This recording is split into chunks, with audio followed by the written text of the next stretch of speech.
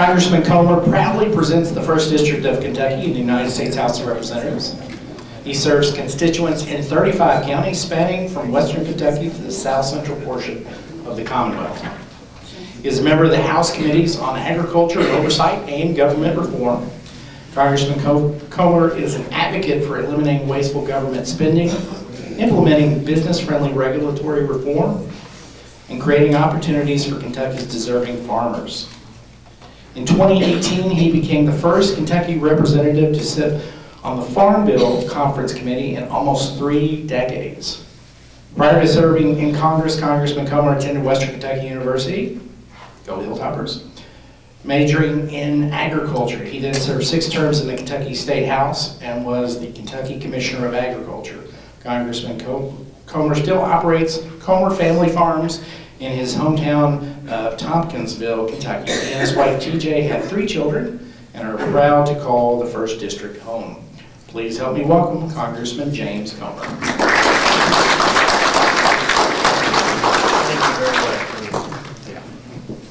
Well, thank you very much. It's great to be back in Lebanon. I was here, I believe, about 10 nights ago for the Marion County Cattlemen's monthly meeting, and came up and gave a Farm Bill report, update on how the Farm Bill is going. But it's always good to be back in Marion County, and I love the Cattlemen's Association. I've eaten a lot of Marion County ribeyes over the years, and of course we enjoyed the ham days, the country ham breakfast that morning. It's just, you've got a great community here, and I always enjoy coming back and saying a few words about what's going on in Washington.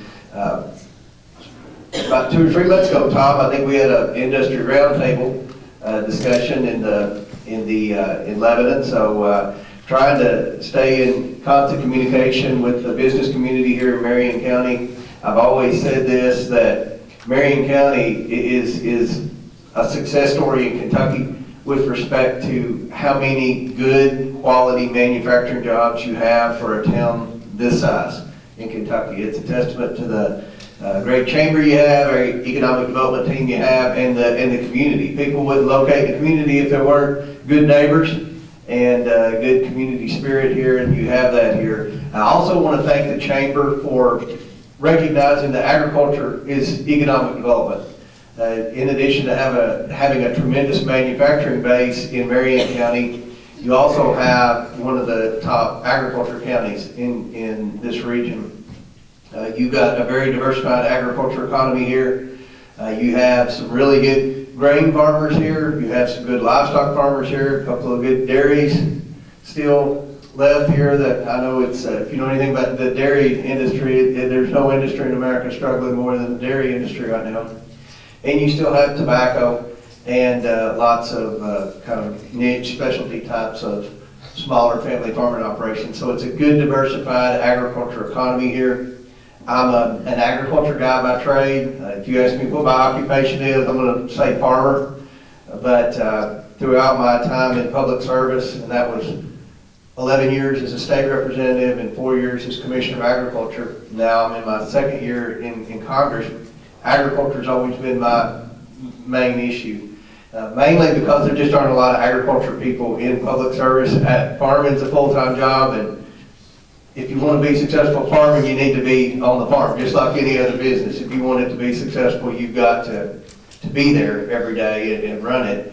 But one of the statistics I like to say about the House of Representatives in Washington with respect to agriculture is there are 435 representatives in Washington. So I tell people the biggest problem with Congress is there are too many congressmen.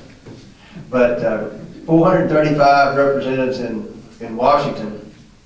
There's 6 of us that are farmers. 6 out of 435. There's no industry in America more important than agriculture. And there's no industry in America more underrepresented in Washington than agriculture. So I was blessed to get to Washington at a good time because it's the Farm Bill time. And the Farm Bill is a piece of legislation that passes every 5 years. And this is the time the current Farm Bill expires. In fact, the current 5-year Farm Bill expired September the 30th. So we obviously need to pass a new farm bill, and that's what I've been working very, very hard on.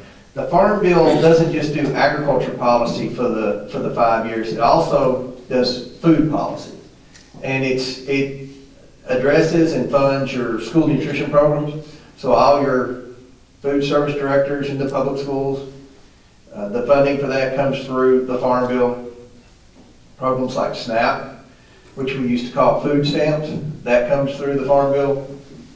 So it's a piece of legislation that comes around every 5 years that affects every single American in some way, shape, or form. If you're not a farmer, even if you don't have children in the public schools, you're a taxpayer. And it's a significant price tag, the farm bill is. So it's very important. But what we've done this year with the farm bill, we're in a unique situation in agriculture in America. If you look at the historical prices of commodities, whether it be corn, wheat, soybeans, tobacco, beef cattle, milk, they're cyclical. If you study economics, they go up and down. Supply and demand, up and down. We're unfortunately at the down cycle. Take out anything that's happened this year internationally with respect to tariffs or any type of policy. We were at the down cycle, and we're all hopeful because we're farmers, just like any business person. Tomorrow's going to be better, right? Next year's going to be better, prices are going to be better. But the farm bill has crop insurance and things like that provide the safety nets and things that a lot of farmers want, just like any business wants. But if you're a community banker, if you're an ag lender, you definitely want those safety nets in there, because with the tight banking restrictions now, it's very difficult to loan money to farmers because they don't have a traditional cash flow. If you own a hardware store or if you own a traditional business, you kind of know what you buy things at $10, you're going to try to sell them at $12.50. You've got that margin there. At farming, you really don't know. It's very uncertain. The cash flow isn't certain like most other businesses. So ag lenders really require that crop insurance. So it's imperative that we get a farm bill that addresses the needs of family farmers and the needs that the ag lenders need to be able to provide credit for our farmers. So the agriculture part of the farm bill is pretty good. I don't think there's a lot of changes from the last farm bill, and I think that just about every farmer in my congressional district or in the entire Commonwealth of Kentucky would be satisfied with the ag part of the farm bill. The controversial part is the food side. And the farm bill, the agriculture part, accounts for about 30% of the price tag of the farm bill. The food part accounts for 70% of the price tag of the farm bill. So in order to try to reduce government waste, try to be good to the taxpayers, we tried to make some changes on the food side. And if you look at the economy, the biggest complaint that I hear, whether I'm at any of the factories on your industrial side, or whether I talk to the farmers, whether I talk to the mom and pop businesses on Main Street, the biggest problem they have right now is finding workers. We have a very strong economy. There is a shortage of workers in America. So I felt like, and many of my colleagues felt like, this would be a great time to pass some type of welfare reform, because food stamps is a form of welfare. Now, I support welfare for people that need welfare. Welfare was created to be a temporary safety net. Welfare was created to help people that can't help themselves. Children living in poverty, they can't help that. Elderly people, they can't help if they're below the poverty line. Pregnant women, single parent, people that are truly disabled, it's government's responsibility to help those people, in my opinion. But then you have people that have taken the temporary safety net for welfare, and over time it's changed from a temporary program to an entitlement. And you have a lot of people, and I can use Monroe County as an example. Monroe County is a very small county where I live. Everyone knows everyone. There are a lot of people in Monroe County on welfare that look like me. They're my age, younger, they can work, but they don't, because it's more advantageous not to work than to work. So we thought we could try to find a system to identify, because this is a 5-year piece of legislation, to identify people that are able-bodied and try to encourage them to make the transition from welfare to the workforce. And you know, it's not going to happen overnight, but the language that we put in there was 20 hours a week. If you work 20 hours a week, you can keep your food stamp. Maybe if you start working 20 hours a week, you realize this is a better deal to work. You feel better about yourself. You can make more money if you work than sitting at home not working, if you're able to work. So that was what the big controversy was with the Farm Bill this year. Putting work requirements on able-bodied, predominantly men, to work 20 hours a week and they keep their food stamp. But as you all know, this is an election year and everything gets politicized in election year. And it's been a sticking point with the Farm Bill. So for a bill to become a law, whether it's in Washington or Frankfurt, it has to pass the House of Representatives and it has to pass the Senate in the same form. And then the president has to sign it into law.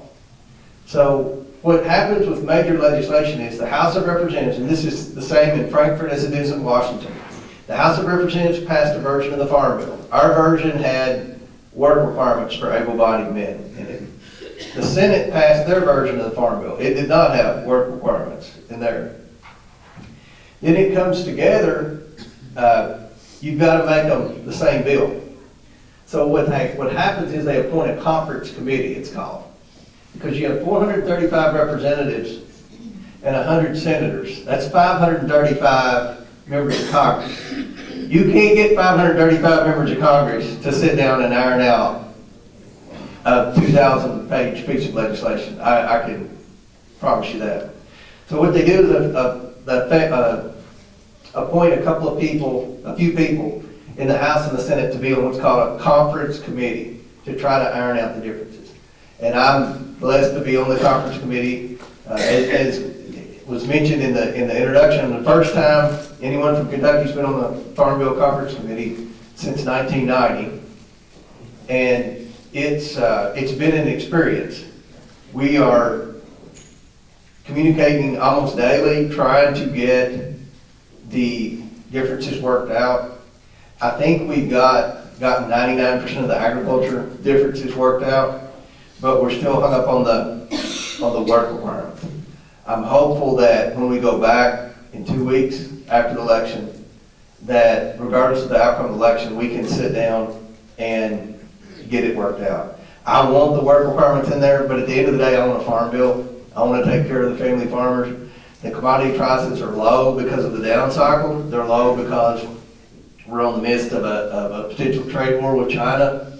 And the family farmers are, especially the younger farmers, are in a pretty tough situation now. We've got to have that certainty there, or the ag lenders are not going to be able to provide access to credit to a lot of the farming families in my district. So I'm prepared to negotiate. I wanted to mention that today because I know that when you're talking to an ag crowd, a farm crowd, the most important thing going on right now is the Farm Bill. The second, and I'll give a quick update on this and then see if anybody has any questions. The second thing is the tariff situation.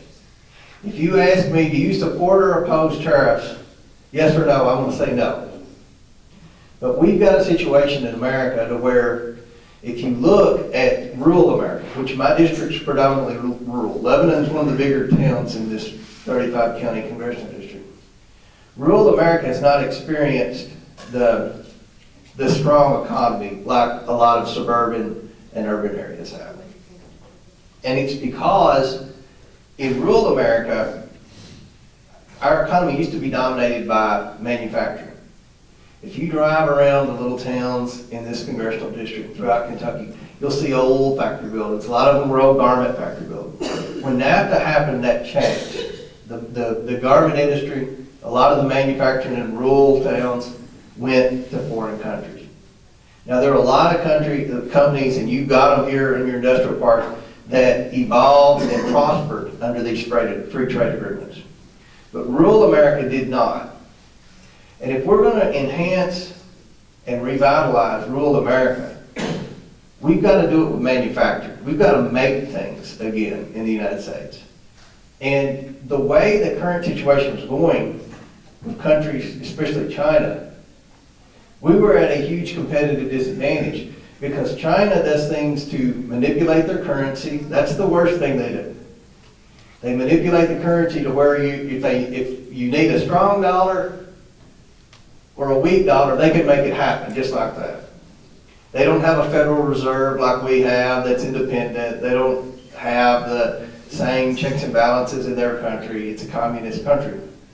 So they manipulated the currency. They also stole our patents and intellectual property and made it to where they put a lot of businesses in America out of business just because this business in America would invest in research and development. They would invent something like an iPhone and spend all this money and time inventing this iPhone, and China would get it and take it apart. Okay, we can build this, and let's build it cheaper. We don't have minimum wage, we don't have environmental laws, we can manipulate our currency, and we didn't have to invest in all this research and development that Apple did. We'll just do it ourselves. And they've been doing that over 20 years, and it's put manufacturing at a huge disadvantage in the United States. Every president for the last 20 years has talked about doing something about China in both parties, but they never have. This president did. And I believe that as we look to the future, and as we look to developing the economy, especially in rural America, we have to have manufacturing jobs. So we're in a very difficult position now with the tariff situation. It's put a lot of businesses in a tight spot. Agriculture, automotive parts manufacturing, which you have a lot here in this community. But I believe that we really have to have a little short-term pain for long-term gain. And if you look at what was negotiated a month ago with Mexico and Canada, that was a good deal for the United States. The old NAFTA didn't really address internet commerce. The old NAFTA didn't really address currency manipulation, didn't address patent or intellectual properties. The new NAFTA that was just negotiated really modernized everything that we need with a trade agreement. If you're a dairy farmer, you couldn't sell milk into Canada, but they could sell milk to the United States. That's changed now. We have a free market with dairy. Hopefully that helps the dairy industry. So there were a lot of industries that weren't treated the same in the United States as they were in Mexico or Canada. That's been changed.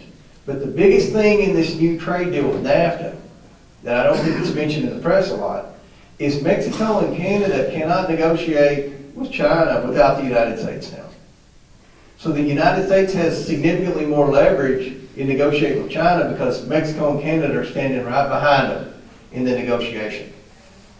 And I feel like that gives us a lot of leverage with China as the talks continue with China to try to negotiate a deal.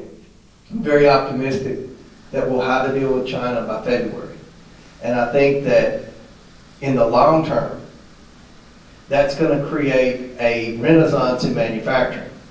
And I hope that we can have that renaissance in manufacturing in rural America, because that's the part of the United States that hasn't enjoyed the great economic prosperity that a lot of other places have.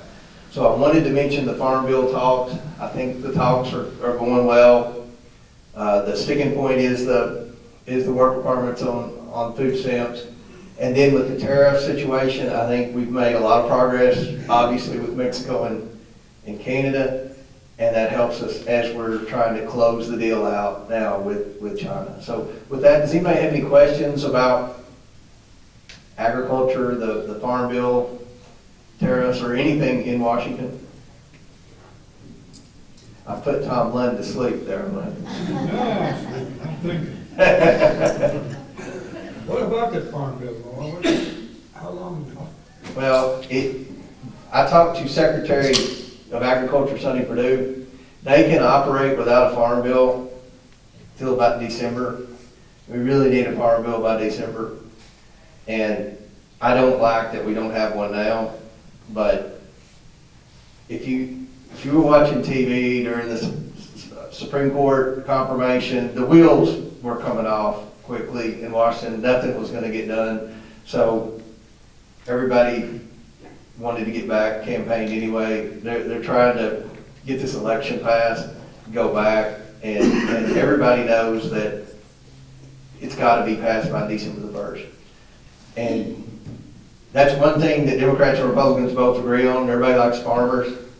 Everybody knows family farmers are in a challenging time right now with the low commodity prices, with the uncertainty on with the Chinese markets.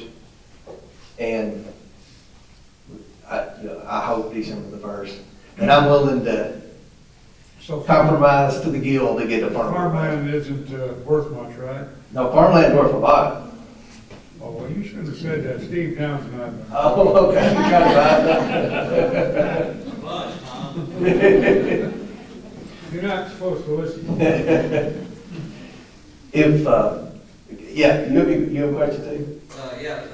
Would you comment on how the hemp bill standing on the farm bill? Yeah, that's great. I'm really excited about industrial hemp. That's something, are you the only one in this county that's growing any? No, I went to, Jimmy Higdon and I went and looked at a field the last time I was here. Yeah, there's 5 or 6 growers in the county. And this is hemp, not marijuana. I know Marion County has a marijuana heritage here. This is hemp. And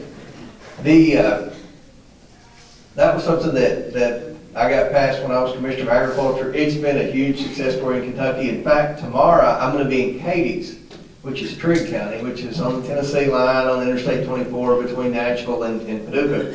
We're announcing a new company that's coming in to process hemp. It's a pretty big deal. It's a multi-million-dollar operation coming in there.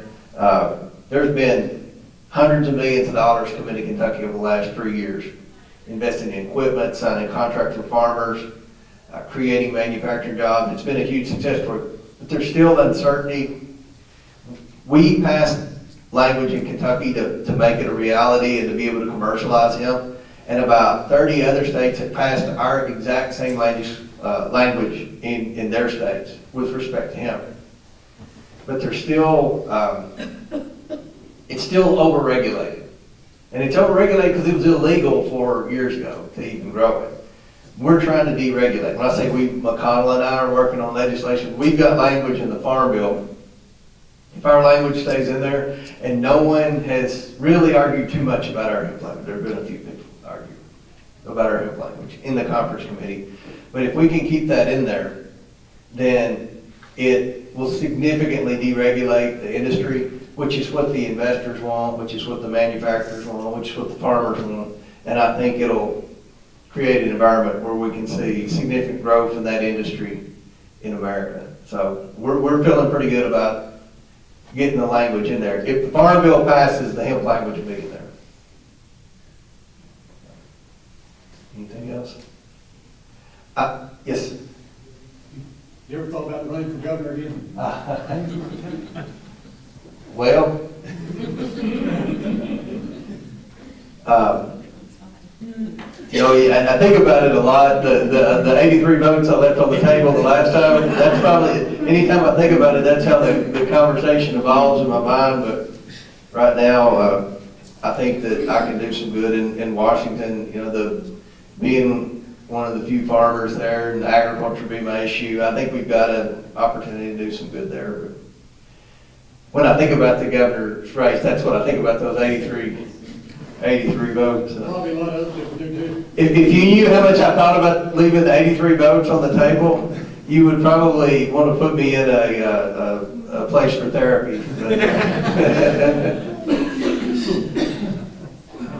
But before I sit back down, I again want to thank you for the invitation to be here today. Thank you for what you do for the community. Thank you for recognizing and appreciating agriculture, because it is one of your major industries in this community. And I want to make sure you all know Sandy Simpson in the back. I joke anytime I introduce Sandy, I say Sandy's in charge of complaints. So if anybody has any complaints, see Sandy. Now I'm gonna give her, she's my mail opener now. No. But, You're a Republican. yeah. Sandy's been the field rep for my predecessor, Congressman Whitfield, the entire time he was in Congress, and she's working with me, and we love working with her, and she does a good job.